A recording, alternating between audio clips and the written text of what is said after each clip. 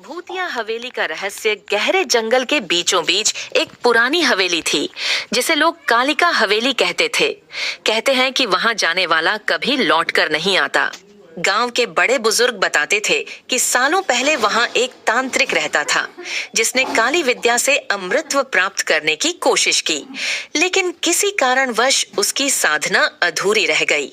उसके बाद से ही हवेली में अजीबोगरीब घटनाएं होने लगी। रवि एक जिज्ञासु युवक था जिसे रहस्यमयी कहानियों में बहुत दिलचस्पी थी।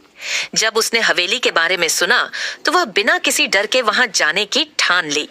उसके दोस्त ने बहुत समझाया मगर वह नहीं माना। रात के समय रवि अपनी बाइक से हवेली की ओर बढ़ा। हवेली जर्जर हालत में थी। चारों ओर सूखे पेड़, टूटी फूटी दीवारें और खिड़कियों से टकराती ठंडी हवा माहौल को और भयावह बना रही थी। जैसे ही रवि ने दरवाजा खोला उसे लगा कि कोई उसे देख रहा है, लेकिन उसने इसे अपना भ्रम समझा और अंदर दाखिल हो गया। हवेली के अंदर धूल और जाले थे। एक पुराना झूमर छत से लटक रहा था जो अचानक हिलने लगा। अचानक उसे एक दरवाजा दिखाई दिया जो आधा खुला हुआ था। उसने जैसे ही अंदर झांका, एक ठंडी हवा का झोंका आया और दरवाजा जोर से बंद हो गया। वह घबरा गया और दरवाजा खोलने की कोशिश करने लगा। तभी पीछे से किसी ने फुसफुसाते हुए कहा, तू यहाँ क्या कर रहा है? रवि तेजी से पलटा मगर वहां कोई नहीं था। तभी उसे लगा कि कोई उसके कंधे पर हाथ रख रहा है। उसने मुड़कर देखा तो उसकी आंखें डर से फटी रह गईं। एक कंकाल जैसी भयानक आकृति खड़ी थी जिसकी आंखों में खून उतर आया था। वह डर के मारे दरवाजे की तरफ भागा मगर दरवाजा अपने आप बंद हो गया। अचानक हवेली की दीवारों पर काले धब्बे उभरने लगे, मानो खून रिस रहा हो।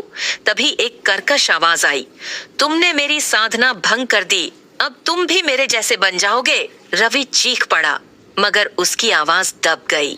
देखते ही देखते उसकी परछाई अलग होकर हवा में लहराने लगी और फिर वह खुद जमीन पर गिर पड़ा।